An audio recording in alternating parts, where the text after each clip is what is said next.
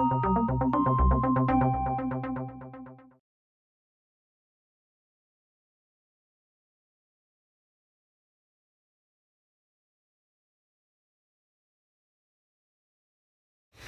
the first thing is quick introductions. You know who I am, but maybe we start right over there. He is the Vice Chair of the Superintendent's Business Advisory Council. I'm Juan Del Busto. I'm the Regional Executive for the Federal Reserve Bank. Thank you. Michael Brown. I'm President of Wometco Enterprises. Patty Lefebvre with ex-Bank Atlantic, now BB&T, also Chair of the Education Fund and the South Florida Youth Symphony. Hi, and I'm Harv Mogul, the President of the United Way. I'm Jack Oliver Flagler, current chair of Channel 2. Good morning again. Bob Martinez. I'm a lawyer and vice chair of the Board of Education. I'm Andrew Salem, the Chief of Staff of the Public School System. Good morning, Jim Torrance, Chief Facilities Officer. Richard Hines, I'm the CFO. Sylvia Rojas, Treasurer. John Schuster, Communications. I think that's it. Yeah. Okay. I decided to bring the Superintendent's Business Advisory Council. If you recall, when I was first appointed superintendent, we were facing dramatic economic conditions. I felt that for us to do the work we needed to do, to avoid political pressures and to give the work credibility and to have a face that would validate the proposals, primarily budget proposals, to our board and our community, we needed a third-party independent voice. And this is just a sampling of the great representation of the community that now composes this advisory council. I shop every single one of my business ventures, budget ideas, budget preparation, implications on millage rate in our community with this group of individuals. I really thank them for the fact that they are here. For the better part of about 20 years, people in Miami-Dade County have talked about the incredible capital need in our public schools. Your paper done a remarkable job through its Crumbling Schools feature in detailing that need to our community. For 20 years, people talked about the problem. What we brought to the board recently and why these folks are here today is to talk about the solution. The solution is now. The need is here. It's now valued at about $1.75 billion of deferred maintenance needs. That's the cumulative value of all the maintenance work, repair work, renovation work that has not been done as a function of two things. Number one, the state's absolute failure in funding public school construction or maintenance. In fact, for the past 3 years, $0 have been invested on part of the state in maintenance programs. They used to be funded through PECL, Public Education Capital Outlay, and for the past 3 years, they have invested $0. Your newspaper has written about that. And of course, the dramatic impact that the recession has had on the capital funding. The bread and butter of capital programs comes directly from the local capital millage. And with homes devalued as much as 30%, those revenues coming in have been quite depressed. The program about 5-6 years ago was valued at close to $2 billion. Today, it is considerably below $400 million. The vast majority of those funds are going to pay old debt and are used for emergency maintenance. And here we have, with an extreme need to provide maintenance, renovate space, and provide technology equity across our district, and to basically safeguard a public asset that spans over 45 million square feet. 45 million square feet. I no longer have the ability to answer the questions of parents or students or teachers who, after visiting a school like Terra, beautiful brand new school, or Alonzo and Tracy Morning, have to go back to their old school like Shenandoah or Norland Senior and then ask, why don't I have a smart board? Why is my classroom moldy? Why is it that every time it rains, water infiltrates into my classroom? Nor can I afford a repeat of North Dade Middle. I don't know if you remember, but shortly after I was appointed superintendent, I was faced with a condition, North Dade Middle, iconic historical school in our community. And I was told that after a second review of the integrity of the building was in danger of collapsing. Overnight, we evacuated everybody. The following day, kids were learning and teachers were teaching in a different school. We have to do something. And I think we have an opportunity to do something without impacting dramatically in any way the taxpayer in our community, simultaneously providing for economic development in our community, After all, we cannot forget that after the Marlins Stadium was built, there isn't a single large-scale project in our community that will put people back to work. Unemployment in Miami-Dade leads the state, if not the nation. And there isn't a single measure of hope in our community. So that's why we're bringing this new 21st century school plan at this point. Why now?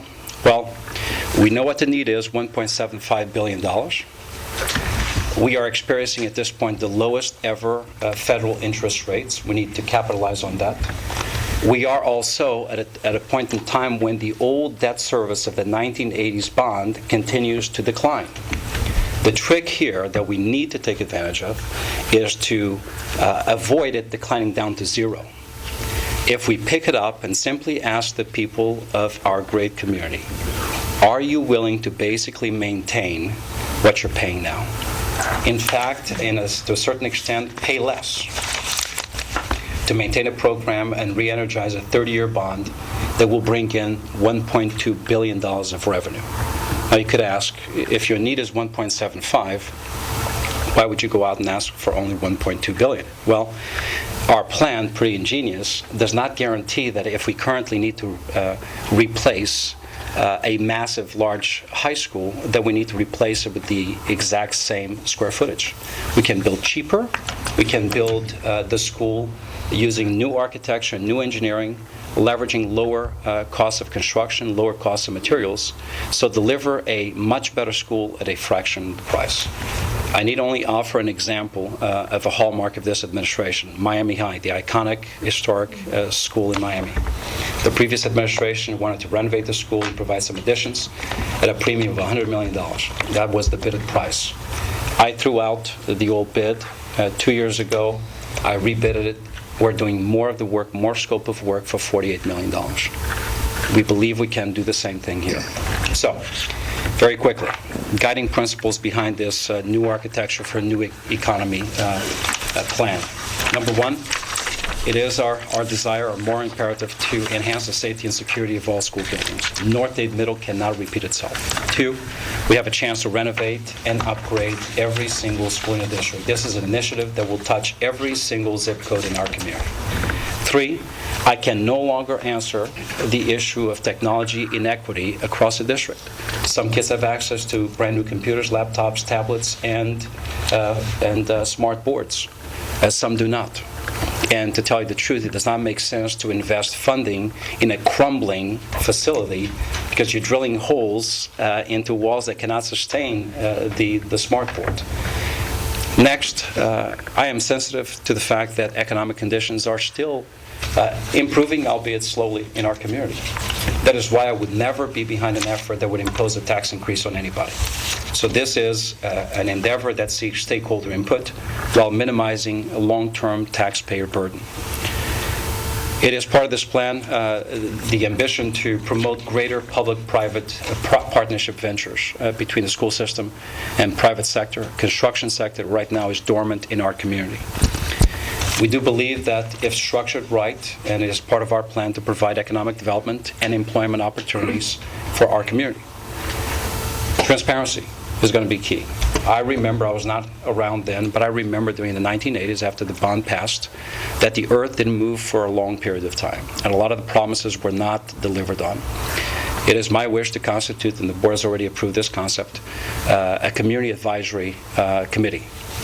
Each board member will appoint 2 individuals. I'll appoint 2 individuals, and I will ask different entities in our community, the chambers of commerce and others, to appoint individuals to this committee to scrutinize the timeline, the expenditures, and the guarantees that we're making up front. These projects will run on time, they will run under budget, and they will deliver on what was promised. And last but not least, it is a reinvestment in the local community. Dr. Tony Villamil has already done an economic impact study. He has validated that, in fact, this stands as a very unique opportunity to stimulate local economic growth and put people who currently do not have jobs back to work and stimulate a key industry in South Florida, the construction industry. So, as I said, the need is here, the time is now, the solution is ours, the solution is our community. And to take you through the rest of the presentation, I would turn over to Dr. Hines very quickly. Good morning. If you're following the handout, starting on page 4, I'd like to just briefly talk about the overall impact of the bond authority, and then Chief Facility Officer Jim Times will go into what this bond referendum is provides. You want to come up here? You want to sit up here? Is it easier? Drag it in. Okay. Maybe do this. It's easier. Feel like you're having to yell. That's true. And then our treasurer, Ms. Rojas, will go into more specific. On page 4, this general obligation bond, again, the $1.2 billion is the total amount of bonding authority. The actual sales would consist of 4 or 5 different sales. The first sale would probably occur in June of 2013 in the amount of $200 million. This is really a continuation of the original 88 referendum, which was a $980 million referendum. If you'll notice, the peak payout of the 88 referendum occurred in 1998 at $80 for the typical homeowner. And as recently as 2008, $68 was the amount paid by the homeowner. When this particular program goes into effect with the first bond sale, it really would involve a total payment of $48, less than the typical homeowner was paying in 2008, for really a $10 initial payment for the new bond series. We would time the bond sales to coincide with upcoming cash needs. After the first $200 million bond sale in June of 2013, there probably would be a $200 million sale every 2 years as the programs go. So this is essentially... That's on page 12 on your slide. Yeah, and actually, not to jump ahead, but Sylvia's looking at the detail of it. So effectively, what the referendum seeks is the total amount of bonding authority. On page 5, if you notice the track record for the school board regarding taxes, the school board in recent history has not even imposed the total tax burden which it could have imposed. If you'll notice, it did not impose the full amount of discretionary taxes. Of the 67 Florida districts, the school board was the only district of the 67 which did not impose the full discretionary tax. And again, total track record at the very bottom on page 5. Notice 07-08 compared to 12-13, taxes in 12-13 are actually less than the taxes levied in 07-08.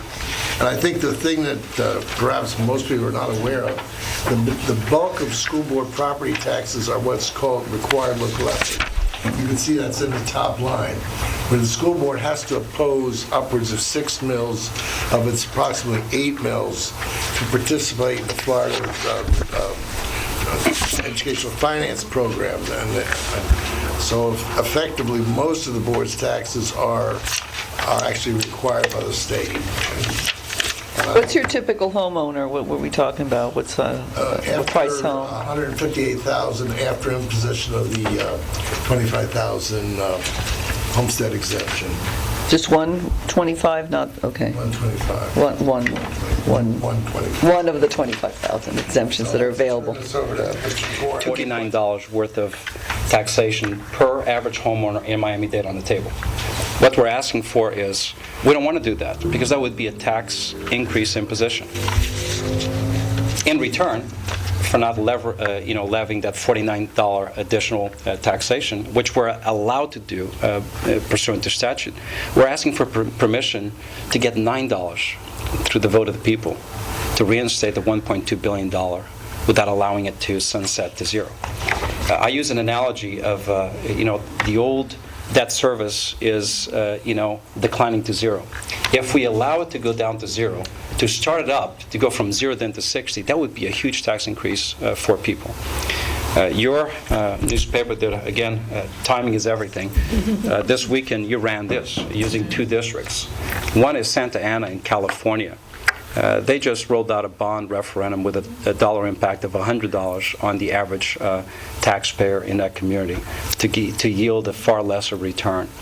This is $9 in the initial year to maintain a $1.2 billion reinvestment in the community that begins that same year. I'd like to go into a little more detail now on the type of projects that would be involved in this initiative.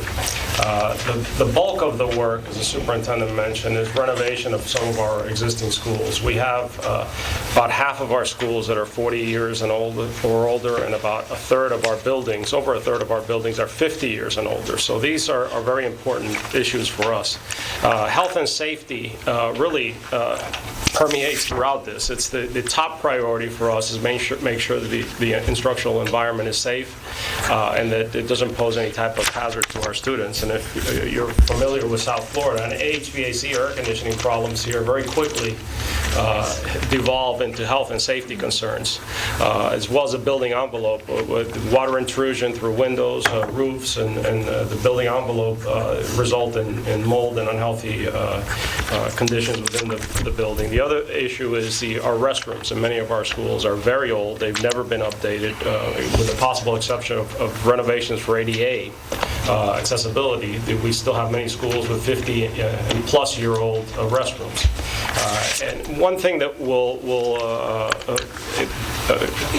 we will pursue in all of our renovations as well as our new construction is green design and construction methods.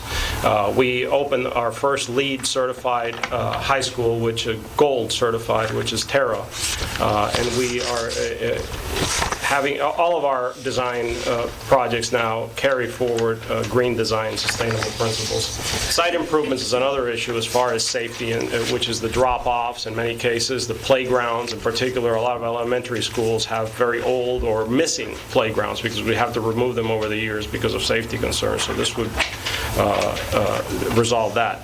Where it's more cost-effective, rather than renovating an old building, we look to replace it. I mean, we've done this already throughout the district over the last few years in older schools. And rather than go in and renovate a Miami Central, a Carroll City, even Miami-Jackson, some of these schools, we've just demolished them and built a new school. Well, in some cases, it's surgical. It's not the entire campus. We have some newer buildings. We go in and focus on the older ones where it's more cost-effective to replace those.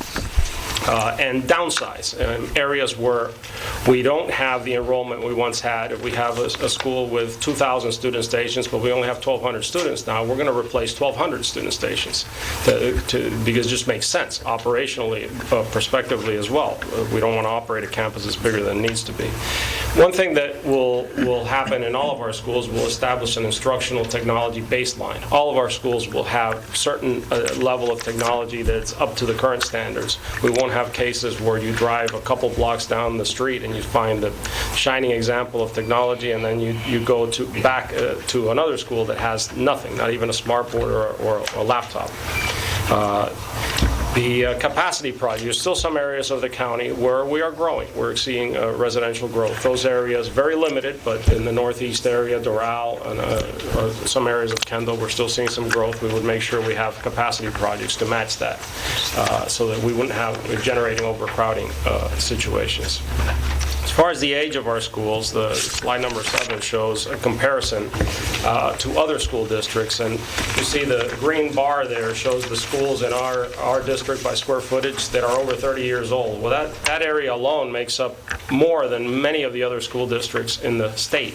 Another important thing is the ones noted with the asterisks are districts that have taken action through either bond referendum or sales tax or some other means to provide additional funding for their schools over the last few years. Next gives you an idea of how our buildings by age. You see the very large percentage here of our schools that were built before 1962, and then you see the other decades after that. The 93 through 2002 is actually an offshoot of the 1988 referendum, where we were able to build some new schools and replace some older schools. So you see that shot up there a little higher than the other decades. And finally, we have some examples of what we have in many cases and what we've already done. Miami High is the slide on the top is the same building in Miami High 2 years ago and how it looks today. This is what we're looking to do throughout the county. For students to walk into this school on the left and feel proud is very difficult. For them to walk into the one on the right, the same building, after an investment in that building, that's what we want to see all of our schools look like. The lower side shows technology. On the left side, you see technology of the past. This still exists in our schools today. You have overhead projectors, you have air conditioners hanging on the windows, and make it impossible for students to hear their teachers. And on the right is an example of what we should see in every one of our schools. Up-to-date technology, bright, attractive classrooms that make our students proud to attend their school. Thank you. Mr. Rojas.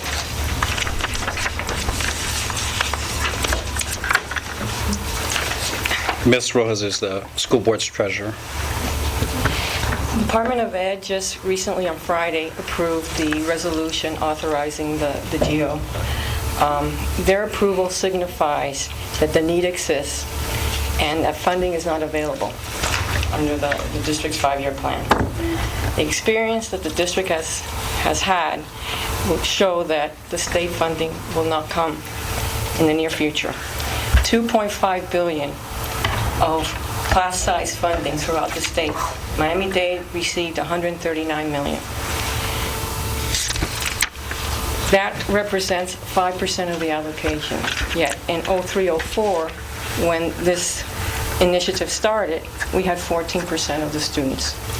When you calculate what that would represent to the district, that was a loss of $220 million. That's the differential loss? Right. If we would have gotten 14%, Actually, it's not the, I think you were asking about the district cost differential. No. This is the double whammy. We focus a lot of attention on the DCD change, but this was basically when the state of Florida approved class size reduction, there were two categorical funding streams established. One, classrooms for kids, basically the capital outlay investment to build more classes. You're going to hire more teachers. The other was actually the operating side, just the funding to hire teachers. We got our fair share in terms of funds to hire more teachers. But even though we represented 14% of the state, with arguably a larger school inventory and aging school inventory than the rest of the state, representing 14% of the state, we never got more than 5% of the capital investment. Shameful. Again, this was an I-4. Is that formula based on if you voted a penny or it wasn't it? Okay. It was based on growth rather than need. So some folks in Tallahassee noticed that some districts were growing, others were stable. So they discounted a consideration of need or the age of facilities, and they rewarded districts that were adding students to their rosters. So we qualified only for 25% of the funding because we were not growing, rather than districts that were growing got 75% of the funding. okay. And the other funding source for capital is PICO, Public Education Capital Outlay, the state provides. Since 2008, the district has only received $86 million in PICO. This revenue source for the state is constrained. It's based off of utility tax and communication tax. The priority the last few years has been for university systems and charter schools. We have not received any PICO funding in the last 2 years. The third funding source from the state is capital local optional millage levy. The state has reduced this millage levy by 25%, basically reducing the 2 mills down to 1.5 mills. They did this to swap it for operating to balance their budgets. In addition, there's a couple of other factors that you would need to know. Back in 2008, there was the Strand case. This was a case in Escambia County where the Florida Supreme Court ruled that districts such as the school board could not issue certificates of participation. Certificates of participation had been the primary source of financing for public school funding in Florida. It put about a month and a half of the markets not being able to settle or buy these type of securities.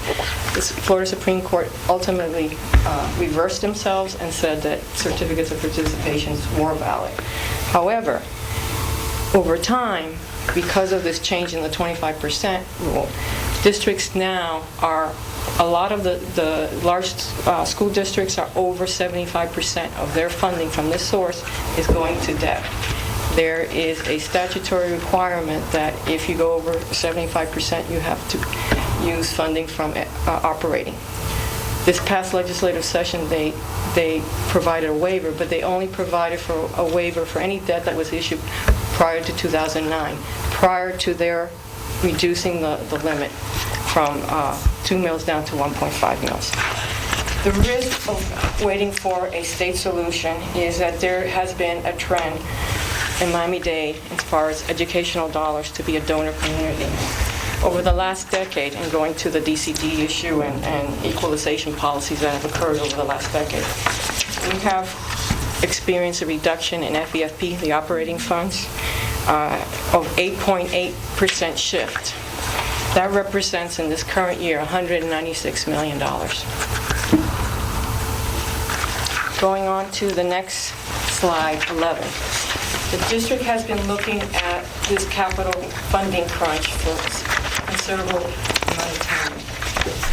Last December, we had a capital workshop, and we looked at the different options. The first option on the left is either a 4-year millage levy or a 2-year. The 4-year is only for operating, so it wouldn't be applicable. However, the 2 years short-term, it really doesn't deal with the long-term needs of the district. This would rely on a mandated imposed tax increase, which is a non-starter for me. The second option that we looked at is the sales tax referendum.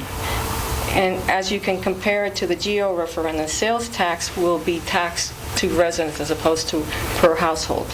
We calculate in 2014, fiscal year 2014, when we would start impacting taxpayers, the cost to residents, per residence, anybody over 18 years of age, would be $74. The cost of the GO, as the superintendent has provided, is going to be $10 per household. Go on to the next slide. And by the way, when Ms. Roa said that the Commission of Education just this past Friday signed off as a matter of process, a required step, signed off on the resolution, they asserted that, number one, our need is valid. They recognize the need. Two, the fiscal plan attached to the need that we presented is valid, and they recognize there are no other options. So there is nothing that would substitute as a better, more effective way of addressing the need in the plan that we brought forward. This slide deals with why now. If you can compare the plan, the financing plan that we have for the continuing 2012 GO program, it's very similar to in terms of issuance to the one back in 1988. However, the interest rate that we anticipate over the term is considerably less. Interest rates are at a historical low. Back on July 24th, the 30-year Treasury was down to 2.45.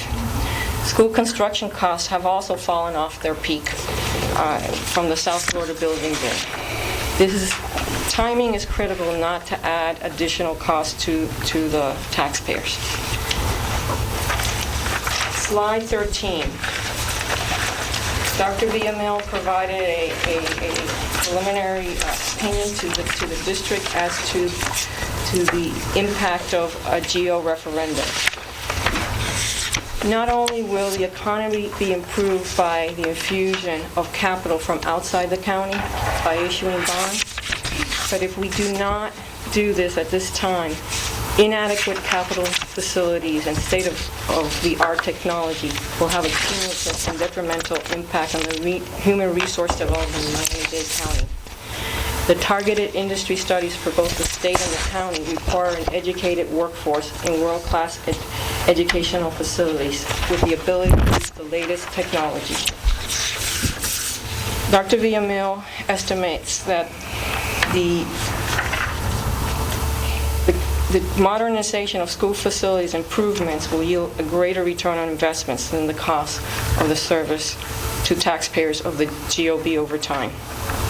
Postponing the GOB will add costs to taxpayers. Now, I also will add some comments regarding the rating agencies. Both Moody's and S&P have indicated in their recent reports that additional funding options are needed for capital. And S&P goes directly stating that the voter approval for additional bonding is key to our rating. So that is also a concern for the district. What's the school district's rating now? When we inherited it, actually we had a stamp of negative outlook, even though we lost $2 billion worth of total potential funding. We increased it to positive outlook at the same time as some of our colleague municipalities and the state itself was downgraded.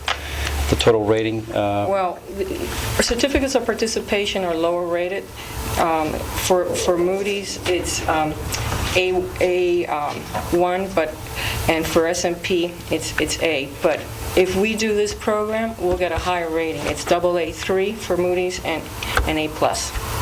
In my consistent trips, when I go up to New York to pitch to the credit rating agencies, anytime we either refinance, as we've done, restructured our debt, or we put cops out on the street, which we no longer have the capacity to do. But every year, they've asked us, long term, you need a capital solution, or you will face a downgrading of your credit rating, which then would mean more expensive costs of doing maintenance. So that's the condition we're currently facing. That's it for the presentation, right? So let me just recap, and then I would ask certainly the members of our Business Advisory Council to chime in. We got the approval from Tallahassee, basically the reaffirmation that the fiscal plan is solid, the need is legitimate, and there are no other options. Two, this plan does not rely on a tax increase that would be imposed. It relies on a request of the community. For the past 4 years, we have maintained a school system and an operation of the school system not relying on tax increases, in fact, decreasing the property tax rate without firing a single teacher for economic reasons and protecting elective programs. So fundamentally now, the question is, does the community, in fact, look at the results we've produced in terms of academic achievement and the way we've managed the finances of the past 4 years, and reward us with trust that we can, in fact, manage with little to no impact on the taxpayer, manage a $1.2 billion investment that would be a direct benefit to the community. So who would be making the decisions? How does it work in Miami-Dade? Is it staff that decides on the actual bids? Does it go back to the school board? I don't recall how it works. Oh yeah, it's very different. It's been a while since it's been done. It's actually very different from the way it used to be, and it's certainly very different from the way Broward was doing it up until recently. Right. Board members have zero influence. They do not sit on committees, on procurement committees. The reason why we saved virtually $52 million on a Miami High project is because we fortified the rules. I brought to the board very, very strong ethics reform legislation that basically put staff's jobs on the line if they breached it in any way. The committees, the selection committees, if it's a hard bid, nobody sees it. There are sealed bids that come in sealed envelopes. They're opened in front of witnesses, and they're evaluavid. So who's in your evaluation committee? Is it staff? Staff. Just only staff. Staff, and of course the Treasury Advisory Committee. They're all made up of community leaders, but there's zero influence. Now, for the purpose of this bond referendum, through the establishment of the Community Advisory Committee, that would be an additional layer that would scrutinize timeline, expenditure, delivery on the projects as approved. You also have the Construction Advisory Group. Construction Advisory Group, yeah. How would you prioritize, should this pass, how would you prioritize which schools will get the most immediate attention? Sure. Health and safety issues? Absolutely. Actually, they're already prioritized. Our 5-year capital program is pretty solid. We've known what the need is for quite a while. So we've had plenty of time to know what the need is and to structure a plan that would address the neediest schools first. And the neediest schools are those that pose significant safety to life issues, those schools that from a perspective of comfort, HVAC systems, not running leaky roofs, etc. And And then the next layer of need that would be addressed would be bringing every single school in the district to the same level of equitable access to a resource, to technology, to space that dignifies kids and teachers alike. And no closing of schools, I'm I sorry. was going to ask if you have a plan to share that detail. Is that a good thing? Is that a bad thing? That means parents get immediately engaged in the specifics. How will you do that? Absolutely. That's of paramount importance. So the list is already available. We go to the board, back to the board Wednesday. Once the board approves, and this is the second stop at the school board. So the way it works is the board first approved the resolution, and then the resolution is sent to Tallahassee to verify that in fact the need is there and the fiscal plan is solid. It comes back to the board approves it again, and then we have the ability to engage in community awareness and actually go out to the community and speak about the project and direct benefit. To your question, so when we go from a $1.75 billion worth of need to $1.2 billion solution, part of that solution relies on us not necessarily refurbishing every single building. There are some that we ought to shut down, that we ought to do away with and consolidate 2-3 buildings into one single building that is just has You the wouldn't latest, close the greatest. school, but you might downsize this building, downsize the school, but have it be a smaller school. And in some cases, consolidate 2 to 3 schools into one single grade school. Okay. Okay, so now you're not only improving on a physical facility, you're decreasing your maintenance costs. It's much costlier to maintain old buildings and 3 different buildings, but you're also decreasing your operational costs. Now you perhaps have only 1 principal, 1 assistant principal, 1 media specialist, etc. Now, in the past, I don't have to tell you, it's like a superintendent's nightmare is school closures because people are emotionally attached to their neighborhood schools.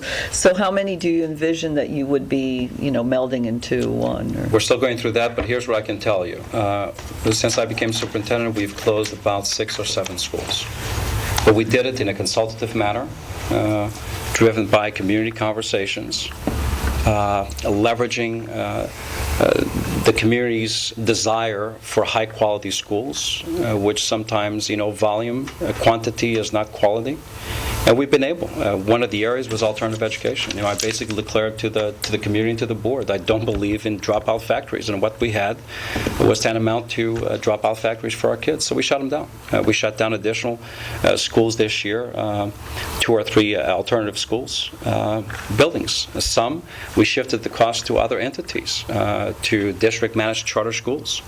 And now we're venturing into community partnerships where whether cities or developers are actually putting the money up to refurbish or build new entities. Like the Latin Builders, Latin Builders Association, the Construction Trade School, the new K-8 school in Doral, basically funded by Codina. Key Biscayne example, Cutler Bay. So we've done more partnerships with private sector or municipal entities over the past 2 years than the previous 20. Have you looked at population projections that might lead you to determine that consolidation might make a school too small and risk overcrowding in 10 years? Sure. We actually have. We've seen as a result of the last census, the 2010 census, still being amended. I don't trust the veracity or accuracy of that census, particularly in our community. A lot of people don't want to be counted out of fear. But what we've seen is there's still growth, population growth in West Dade. For a while, South Dade was sort of weak. It's going to start up. That's what the forecasters are telling us. The urban core has sustained a 10 to 12% decline in total population, and obviously as a consequence, student population. But we also know that there are changes in a pipeline. So we've got to be careful in terms of the consolidation, allowing for capacity, long-term capacity, to sustain a revitalization in certain areas that, in fact, are seeing some revitalization and will be seeing in the near future. Do you think the challenge of selling this to the public involves the talk of what's going to happen granular? What does it mean to me in my community? And that's what is it really at the ground level that funding for this will be won? I think the biggest challenge is twofold, and again, I would ask we decided to come to you after careful consideration. discarding political fears that unfortunately generate paralysis not only in our state but certainly at the federal level, and looking at the need. And here are the two issues that could pose a challenge. Number one is this politically driven obsession with taxation. So there's no good tax period. Here's the truth of the matter, and these folks are private sector folks. There is not, at this point, anything in the pipeline over the next few years that would bring in direct community investment that would stimulate the local economy. The tunnel, very specific work. They've hired, they're all the people they're going to hire. The stadium is done. What's the next big project that will put people back to work? So there is that concern over taxes. That's why we structured a plan that's rather ingenious. It basically says we do not want to impose a tax increase, nor would we do that.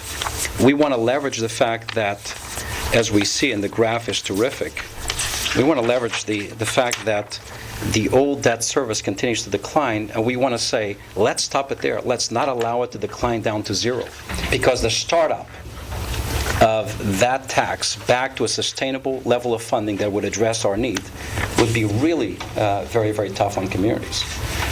So that's our answer for the first concern. The second concern, I think you're right. I think it's there's a historical perception, at the very least, that the last bond referendum was not well managed, number one. Two, did not deliver, at least on a timely basis, on all the promises that had been made.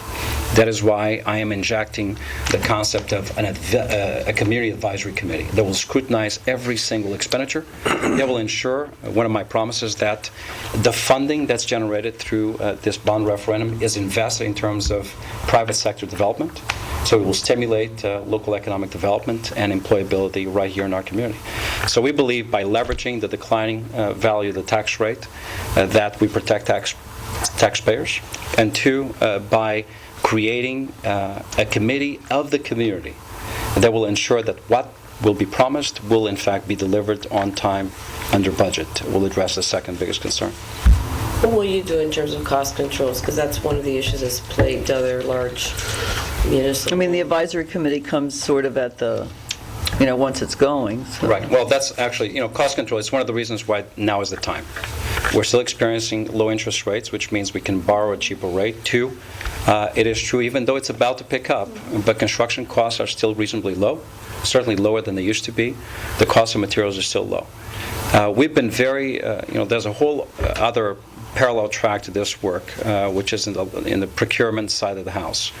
Fortifying our procurement procedures, ensuring transparency, ensuring local preference without sacrificing cost, ensuring representation, economic representation in our community in terms of work opportunities, and engaging the best practices which we have studied at length through the Council of Great City Schools and other entities to ensure that when this rolls out, we're able to capture the best prices for functions, for professional services, whether it's architectural, engineering, pre-qualifying individuals up front based on quality and cost considerations. We're already doing that, ramping up for that.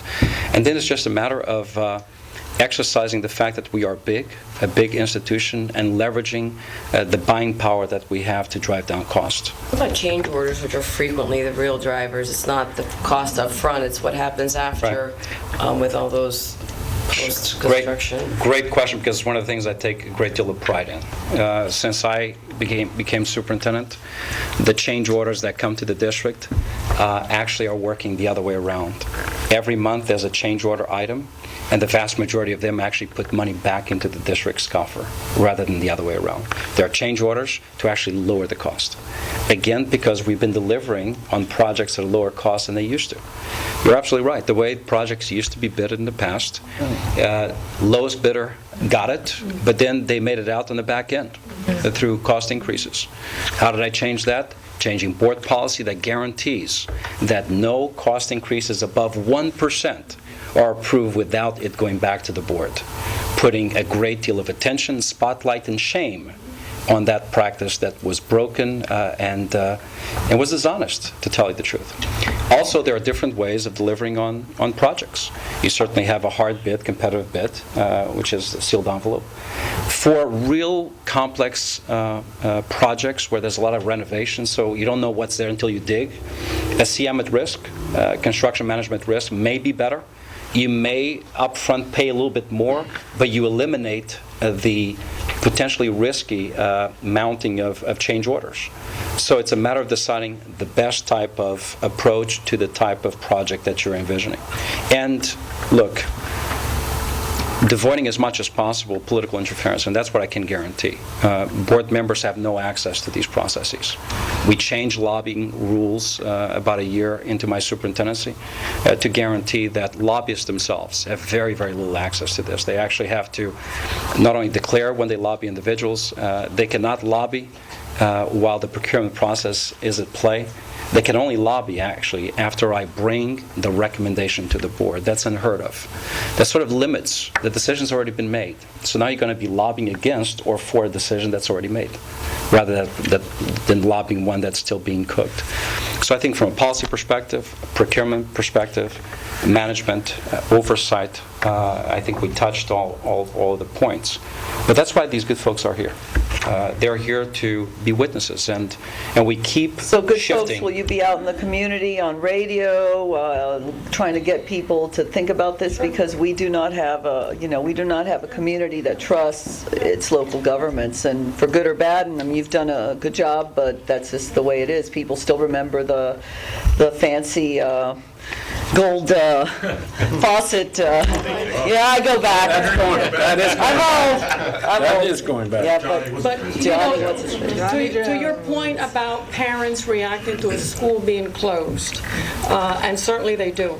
But the issue here is, because I go through to a lot of the schools, visit a lot of the schools, the issue here is when you tell a parent, your school is closing, but look what you're going to get. Where it's not, we're just closing the school. You are going to get a state-of-the-art. This is what some of them look like, and I don't think that any parent, because they're the ones that complain, they're in these classrooms. So that's one point. The other point is that from the private sector, the implications and the economic implications are huge, because one of the biggest challenges is recruiting employees or companies to come to South Florida, because even though they are achieving scholastically, you take a parent to one of these schools, and there's no way they're going to want to send their child there, no matter how well that school is doing. So I just see it as a real win-win. I looked at this all from an economic perspective, not only for Dade County, but for our state and from the country. Our unemployment is the highest in Dade County as opposed to Florida. Construction will bring not only new jobs down here, which is very much needed. I think our unemployment rate will go down. But one of the things that was mentioned, and it was mentioned by everybody, interest rates are not going to remain this low. I deal with that 10 times a day. We see what's happening with the economy, and the economy starting to move. If we don't do this now, while construction costs are very good at this point in time, 3 years down the road, when the economy is doing better and more projects start building in Dade County, we already have 3 years of this program in place. So I think it's critical that we do this now. Also, every study we do at the Fed, we need a better educated workforce. People are unemployed at this time, not only because they lost their jobs. We're all doing 1 or 2 jobs. We don't have that way that we only do 1 job. So the flexibility, we need a more educated workforce in order to improve the economy. And this will bring, like you said, more businesses down here, but also retain what we have down here. We don't think about that. We're always thinking about attracting new businesses. We want to retain what we have here and grow those businesses further. So I'll give somebody else an opportunity to. Well, building the school system without hardly raising the taxes is absolutely essential to the business community. And We can see it's going to be done. We can see how it's been organized. The oversight in the last several years has improved dramatically, and I'm sure that the oversight will continue as he describes it. Marion, if I can give you a little, I know I'm preaching to the choir because I know how well informed you all are and how much you emphasize the need to focus on education. I have a unique perspective being both on the Board of Education and a consumer. We have children in public and private schools, and I've seen firsthand the improvements that have been made in student learning. They have been meaningful at the district level for the last couple of years. But let me give you an anecdotal story about one of our children. He's now at Terra, and he was before at a school called Kenwood, which, by the way, I was glad to see was on the list of schools that would need improvement. Now, Kenwood is a great school, and it's great because of the principal and the teachers. My child had a wonderful educational experience there, overall experience. It is not a looker by any means. They've done magical things at that school to make it a safe learning and a joyous learning environment. I take my kids to trips every summer. We travel the world because I want to show them what the rest of the world looks like. And we were visiting a third world country. And my child, who was at Kenwood, saw a fan in this place. And he said, well, we have one like that at Kenwood. And he loves that school, but he didn't mean it in a flattering way. You know? So we have a situation here where this is, I hope you don't mind that story. It's a story of truth. For It is. new fan. It's a truth. When we talk about a world-class education, the first priority is on the people, right? The principal and the teachers. Okay. But you want an environment where these kids are not only going to be safe, but where they're going to be happy about the place impacting positively their self-esteem. And if you walk into these schools that are run down, that don't have the latest technology, which is essential, it will impact not only their learning, but their self-esteem, and that'll impact their learning. That's exactly what I was going to say, Bob. The United Way is very involved with the early education and excellence, and understands through our work in the school system that the environment, community esteem, as well as the people who are within the schools, is driven a lot by the quality of the building and what they feel, and how we demonstrate respect for one another, and how kids and parents can feel that respect is highlighted by how they feel about the institutions. I mean, at the basis level, if you're a parent, I go to a lot of these schools as well, Bob, and if you're walking into a very safe bathroom that's 60 years old, it's really hard to walk out of there feeling good. It's really hard. And how a child feels about his day, her day, is truly a critical component of an excellent education. And in the words of Yogi Berra, when you come to a fork in the road, take it. And I really think, and from a United Way point of view, it's that kind of a time, and we will be talking to people about the opportunity to invest as a community in the right thing. We just finished, I'm the media past chair of the Beacon Council, which is our economic development agency. We just finished One Community, One Goal, which is a new strategic plan going forward. The underpinning for the entire plan is education. And it is the absolute essential at all levels for us to move the community forward. Our major impediment, you do these community-wide surveys. It used to be crime was your number one issue, or transportation. Other than jobs, which is the number one priority for everybody, the second issue is education. Now, the system under Alberto has made tremendous gains in terms of performance, but the perception, both locally and outside our area, is still not good. It's our major perception problem in terms of dealing with, keeping firms here and attracting folks. So this program addresses the two top community issues, jobs and the quality of education in our community. So we'll be out there beating the bushes. Now, just to talk about process a little bit, the managerial process within the school system under his leadership has changed tremendously. Eddie Easton is a friend of ours, used to chair the oversight board that Jeb Bush appointed when we did this last big bond issue. And the changes in procurement and process that he's spoken to have revolutionized the way the system contracts for and oversees the process of spending money within the system. So it's a far different world. Hopefully we learned from the last time, which was not a particularly good process.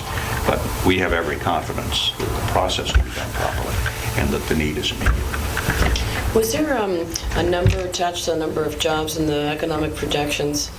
I don't know if it's... Was there an actual number? We're actually working on that. That's more detailed work. Have they gotten down to that level? No, actually, Washington Economic Group is preparing a comprehensive study of that. Should be coming out in the next couple of weeks. I know we were joined by And I would Ricky imagine Ariola that- with Intel is here. I would imagine that those construction jobs, unlike other big projects that we've had in the county, would actually be given to local workers. There's, again, that's part of the work that we've been doing. We developed a local vendor policy that basically still enforces the competitive nature of procurement. But if a local entity comes within 5% of the winning bid, they have an opportunity to match it and keep the business here. Minority participation. We're going to engage in a disparity study over the next year to ensure we understand clearly before the first dollar is spent the implications, the failures of the last go-round and how to improve them. This is all about addressing, as my good friend Jack said, two critical issues in our community, education and jobs. And by the way, they're one and the same. One and the same. Absolutely. Sure. I'd just like to add that, quite frankly, these stars have aligned for us in this community. There is the right combination of good climate, a climate that I think the superintendent has worked really intensely in ensuring. There is this idea that this reality that our schools need to be repaired, that our schools need to be renovated. There is, of course, the need for us to continue to reinvent our local economy. We've got a community that's consistently invested in children.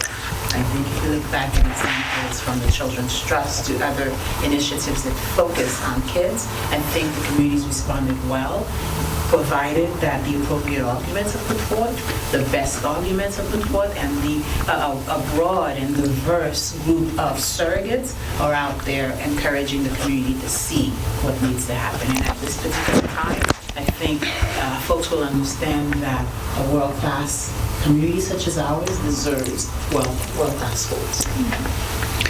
And I think we kept it just to an hour, which is pretty amazing considering the number of individuals. Look, this is not easy, and it's not a walk in the park. There's no guarantee here. But as I've said to folks before, very few things keep me up at night. The one thing that keeps me up at night is the thought that I could have done something for kids today, and I didn't do it. And the thought that my failure of, in fact, not having done that could put in peril the safety, the security of any child or any teacher is not something that we can afford to live with. So as I said, the need is here. It's well documented. For the past 20 years, people talked about it. Well, it's time to stop talking. It's time to start doing. Does it require political courage? Absolutely. But then again, I think the whole country requires a little bit of political courage. Does it require hard work and us being out there? Absolutely. I think we have an army of individuals who are not compensated by the district, who don't even do business with the system, simply believe in a connection between jobs, the economic viability of our community, and education, the quality of education we provide. Could there be a better time? Maybe. We don't have time to wait for that better time. We just had a terrific vindication of the work of this board by having every single incumbent board member re-elected without opposition. First time ever in the history of the state of Florida that happened. I think there are a number of reasons as to why that happened. Are we perfect? Not. Are we improving? Absolutely. This for the second year in a row, I can guarantee you now, even though I have challenged to a certain extent some of the issues associated with the state's accountability system, which is necessary, but also is necessary for it to continue to improve. Second year in a row, I can guarantee you now, even though the scores have not been released, that every single high school in Miami-Dade, these huge Titanic institutions, will be rated C or better this time around. And the iconic inner city schools that 4 years ago had never been anything more than D or an F will be A's and B's. Absolutely incredible. These were the schools that had 50% graduation rates. Some will have 80-85% graduation rates. So the question fundamentally is, have we done sufficiently? We will never do enough, sufficiently, to deserve, to merit the community's consideration and the community's investment, which is basically a question of can you invest in yourself and put yourself to work, give yourself economic opportunity, at the same time provide a win for teachers and kids alike. So that's what we're asking, and I couldn't wait for an opportunity to come out and speak with the Herald. Our board meeting is this coming Wednesday, and I leave it in your hands. Thank you so much. Thank you.